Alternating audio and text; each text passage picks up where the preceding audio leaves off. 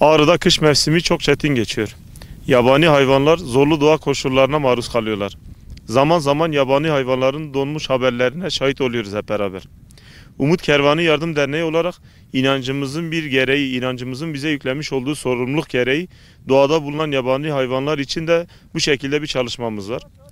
Bugün yanımızda getirdiğimiz et, buğday, ekmek gibi çeşitli yiyecekleri farklı noktalara hayvanların yiyebilmesi için dağıttık. Umut Kervanı İnsani Yardım Derneği olarak hayatın her alanında çalışmalarımız katlanarak devam edecek inşallah.